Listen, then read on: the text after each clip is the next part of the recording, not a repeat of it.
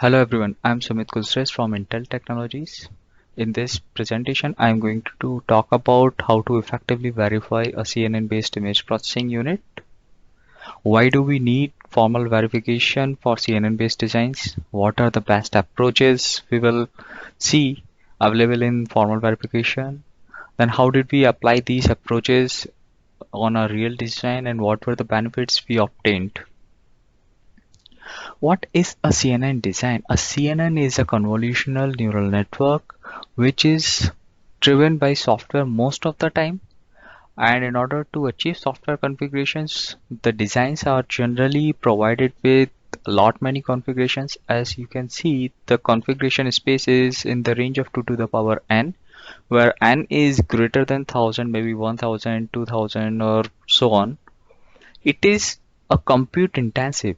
A CNN design is a compute intensive hardware design where we provide lot of algorithms to different kind of data intensive operations. So we have multiple data paths for that, and these algorithms may be running in parallel or in a concurrent fashion, or maybe sometimes in a combination of parallel and sequential way. This way we say that control path drives the data path, and hence the control path and data paths are non-separable, so we cannot apply different methods of control and data paths in general to such designs.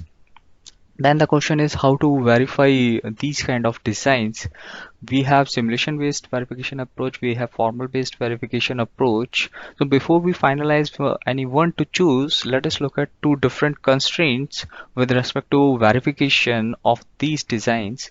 One is time, second is coverage. So time means there is always a finite time in real designs to verify the design completely with 100% coverage. If we go with traditional simulation based approach, it will not be possible to guarantee that we have hit all the possible coverage points, because look at the configuration space, it is 2 to the power 1000 or more, which is not practically possible to cover using simulation based approach. So the only approach left with us is formal verification. In formal verification also we have multiple ways to do the verification activity, using data path verification, using control path verification, but here we cannot apply any of them separately. More precisely, we cannot apply data path separately because data path cannot be separated out of the duty. It is involving the control path activities also. So we came up with final conclusion that we have to use formal property verification for CNN based image processing unit, but we changed the formal property verification from traditional way to a different approach where we can verify the compute intensive paths as well. For this we developed 6-point techniques which helped us to effectively verify all the possible states in very less time. So let us look at these techniques. First one starts with frame assertion IP, where we describe what is a frame assertion IP. As in image processing, it is all about frame processing. So we will look at how can we effectively verify frame related attributes and the control path. Then we will look at how to verify, how to bring up the formal test bench in a much faster way, an effective way to ease out the verification activity. Then we will see if there is any data stuck into the design at the end or not, if there is any locking condition like deadlock or live lock. If it is present, then how to detect them, how to verify the data paths algorithms, and then in order to gain confidence, how to gain confidence without the need of end-to-end checkers. The very first technique is frame assertion IP. As you can see on the right top, there is a frame shown which is split across multiple lines, and each line contains a pixel, many pixels. So this is effectively a grid kind of structure which is shown to represent a frame. The vertical dimension is controlled by hardware parameter frame height, and the horizontal dimension is controlled by hardware parameter frame width. Each of the frame is having four different attributes, which is SOF is start of frame, EOF is end of frame, SOL is start of line, EOL is end of line. So we have developed three set of assertions which are typically used to validate the control path, and these three sets work around these attributes only. So let us look at when do we get these attributes at different pixels. The very first pixel of a frame comes with SOF, and the very last pixel of the frame comes with EOF and a frame. The first pixel of each line has an attribute SOL, while the last pixel of each line has an attribute of EOL. With these things in mind, let us look at the three sets. How do we define them? Assertion set 1 is having 8 properties. These 8 properties together make sure the frame attributes are correct. They are asserted at right time and not asserted at wrong time. So what does it mean is, let us look at with respect to SOL start of line. The start of line attribute should be asserted at the very first pixel of each line. So when we get a new line, we must get SOL. This is the statement coming up from the property P1. While property P2 says that SOL must not be asserted if we are not at the first pixel of a line. So similar to P1 and P2, we can have different combinations for SOL, EOL, SOF and EOF. Next set of assertion is having single assertion, which is guaranteeing the full frame processing. It means once we have SOF, the start of frame, we must eventually receive the end of frame as well. While the third set says the continuous progress. It means that if we are not processing a frame, we must eventually be processing it. Or if we fine grain it to the pixel level, it means if we don't have a pixel processing, eventually we must be having a pixel processing happening within the duty. So now we will see how these three sets of assertions can be helpful to validate our duty. But before that, let us look at how do we bring up our formal test bench.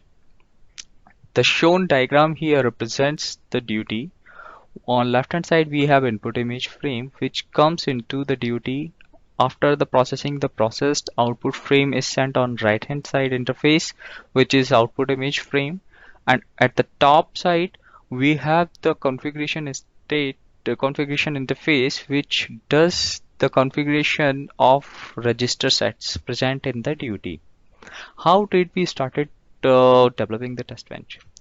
The very first thing we did is we black boxed the register sets, and there were multiple reasons for this. The very first reason is it was a pre-verified shared device, so there is no point of validating it again using this. Second, black boxing this particular portion reduces the state space by reducing the number of flops, number of gates, and all these complex logics. Third thing is we are black boxing it to make sure that the output or the registers are attaining any possible value at any point of time. It means effectively this is a zero cycle design configuration. So the registers can achieve any value at any point of time because they are at the output of the black box. Now what we did is we instantiated the frame EIP at input side and instantiated the same frame VIP at the output side. At input side, all the properties act as constraints, and at the output side, these same properties act as checkers. So at the input side, constraints will make sure we are achieving the correct attributes at right time. It means we are driving in correct frames. And at the output side, the checkers make sure that the duty is behaving correctly or is an expected manner. So in this way, if we remember, the first set of assertion makes sure all the attribute related control path conditions, and we say that if assertion set 1 is used here, it will make sure that basic control path sanity is correct and the design is behaving correctly. Now let us look at the other aspect where we say that design is bug free in terms of no data loss from input to output. So for this, what we do, we drive in only one frame. We drive in only one input frame, and we take out at the output side, we expect only one output frame, one complete input frame and one complete output frame. So which of the assertion set will be used here? It is the second assertion set, which makes sure there's no data stuck into the design. So let us see some example cases here. We have one input frame. Based on the configuration sprites, few pixels will be selected from the frame and few will be dropped. The selected pixels will be sent out and the drop will be ignored. But when we select a pixel, there might be conditions which are pushing the selected pixel out of the DoD. For example, we select a pixel based on the configuration, keep it into an internal buffer, and then another newly selected pixel will push out this previously selected buffered pixel out of the DoD. And imagine the condition at the end when we have a selected pixel and at the input side we receive an EOF and a frame. Then who will push out this pixel into the buffer? One bug was caught around this scenario in our duty, and it was fixed also. So what happens when we receive EOF? EOF itself, maybe it is not the selected pixel, but EOF has to push out the selected pixel. It is not about the data only. If the selected pixel is not EOF, the attribute has to be changed to EOF to indicate that we have received one input image and we have selected one complete image from input to output. So this way we can make sure there is no data stuck. If there is data stuck, the second set of assertion will fail and we will never be able to see the end of frame. Now look at the lock detections, be it the deadlock, be it live lock, whatever kind of lock can be detected. So we know that if there is a locking condition in a duty, it will go into the hang condition and nothing will be coming out of the duty. So for this, what we did is we drive in infinite number of input frames, and at the output side we expect infinite number of output frames. What does this infinite number means? It means that we keep on driving back to back input images and we expect that duty to keep working, and at the output side we should keep getting the frames. But if there is any hang condition, though we are driving into multiple frames, we will not be able to get continuous output frames. So in this case, assertion set 3 will make sure that there is no hang condition by utilizing the continuous processing assertion. So if there is no frame, we should be getting, but due to hang condition, we will not be getting any output frame. So it means we know that there is some kind of hang within the duty. So this way we can make sure that there is no assertion, there is no hang condition in the duty. Now look at how to write effective algorithmic models while we are using FPV, formal property verification. But before that, look at the challenges with image processing algorithms. Image processing work on image frames, which are generally represented in terms of matrix. It means we have many matrix manipulating algorithms, and these algorithms may be involving memory and definitely the control paths. So it becomes very difficult for us to say validate such kind of data paths, because when we involve memory, it is not a fixed time delay between input and output. So what are the solutions which are possible while we are using FPV?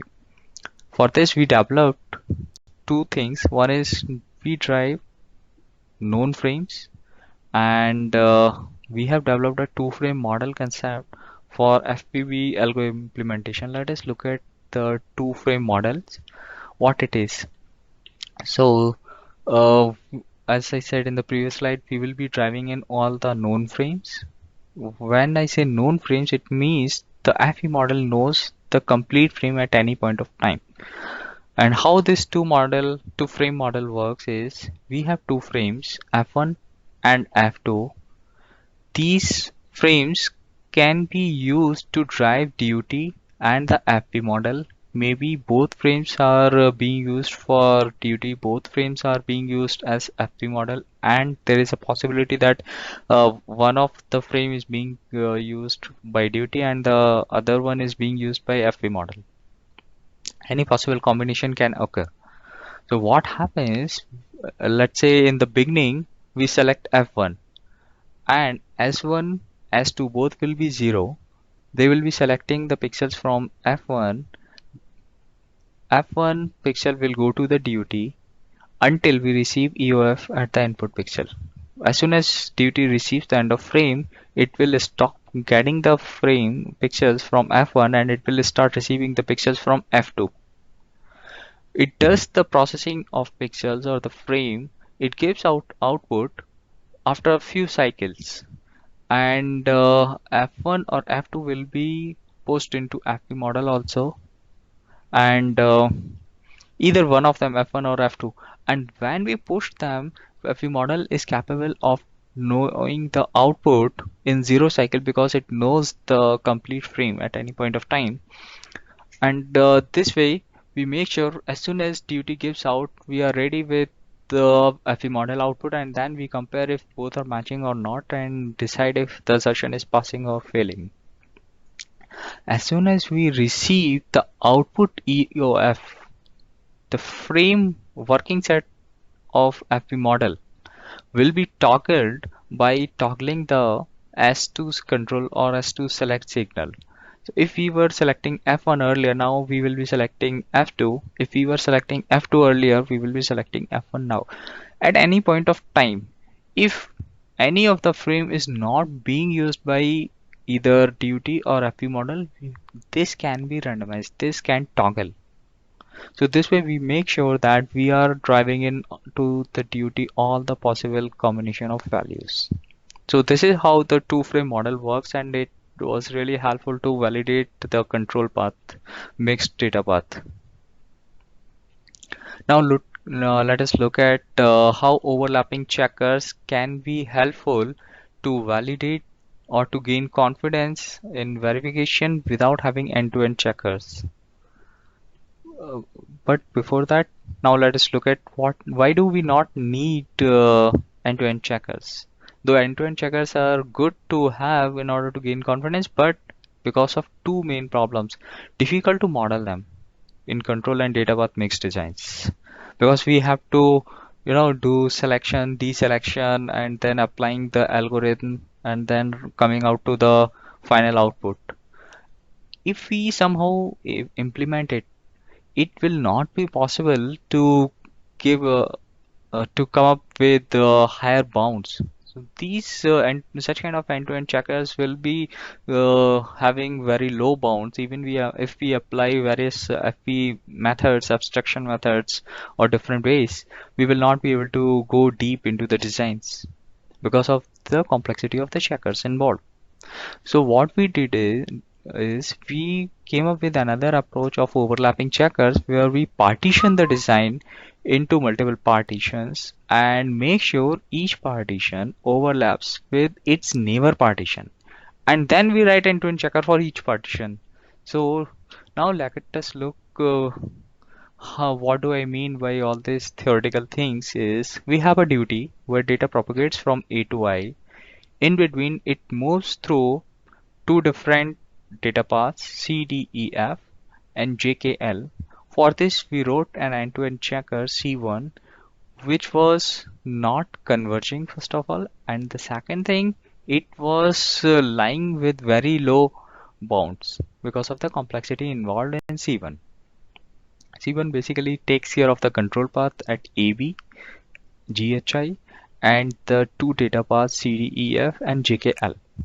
So it was very difficult to sign off without convergence of this checker. What we did is we came up with another approach where we partitioned the design into multiple ways and wrote checkers from C to C7 for each of the partition, where we can say that C2 checker covers the design A, B, C, D, C3 checker covers the design E, F, G, H, I, and C5 covers the design from D, E, F. So this way, the whole path is validated and there is no piece left. And similarly, for the parallel path JKL, we have a separate checker C4, while C6 covers ABJK and C7 covers LFGH partition. So this way we can guarantee by looking at the partitions only that we have not left any part of the design unexplored. We have covered all the explorable spaces. The reason for having C5 and such kind of overlapping checkers is, let's say if we have only C2 and C3. What is the guarantee that D2E data movement is correct? So in order to make the guaranteeing correctness of data between D2E, we have this overlapping checker of C5. So these kind of overlapping local checkers were able to give us good enough confidence compared to the C1 end-to-end checker, and we were able to sign off and deliver a bug-free design. Looking at the case study, so the diagram shows the design which we worked upon, where we had 12 up to 12 input frames and up to 12 output frames. The input frames goes through a crossbar, then converted into multiple streams of frames. Then they are applied through various algorithms. There can be up to 12 algorithms based on the configuration available, and the output of these algorithms goes through another crossbar at the output side, and finally we get the output frames. If we look at the challenges of these designs is we were having mainly three challenges. Configurations. We had to explore all the possible configurations in finite time. We had to somehow come up with solve the problem of frame size, because the frame size duty can handle is 4K. Number of data algorithms was also quite huge with respect to the duty size. It was around 12K. It was able to handle up to 12 algorithms. So the first problem of configuration we solved using black box, where we black box the register set configurations, as I told in the beginning of the presentation. The second problem of 4K frame size is as this frame size is a hardware parameterized control thing, and this hardware parameter was used throughout the design for different signal pairs and different places at control paths and data paths. So we reduced the frame size in formal and worked on smaller frame sizes. And in order to get convergence of data algorithms, we worked on the case split methods. If we configure the duty for a fixed configuration, this is how it looks like. We have up to 12 input frame going through crossbar. It goes through some preprocessor, and the main algorithm is applied. After that, we do some post processing, and using the crossbar we can get the output frames. If we look at the bug types, we got the shortest CEX at 2 cycle, which was caught in around the input routing or crossbar related logic. Longest bug was caught what was happening is a pixel was being dropped just after completing one full frame. And then algorithm related also, we were able to figure out many bugs in the data path algo implementations of the RTL. There were few deadlocks into the design, which were caught by using third assertion set of the frame assertion IP. And we were able to find bugs where as I explained earlier also, where EOF was coming into the design, but output was not being, the buffer pixel was not being pushed out of the design. So, and then there was a hang condition due to pixel drop. Also, a pixel was dropped, and it was not coming out, and we were able to catch that bug using assertion set 1 in the frame EIP. So with these techniques explained in this presentation, we deployed using FPB, and we were able to catch around 45 bugs in our duty. And when we delivered the design, it was bug-free design. We we were able to reduce the verification time significantly, many times less than what was demanded by the simulation team.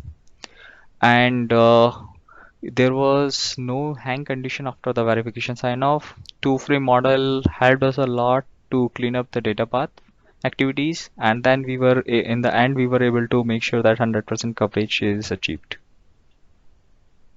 Thank you, guys.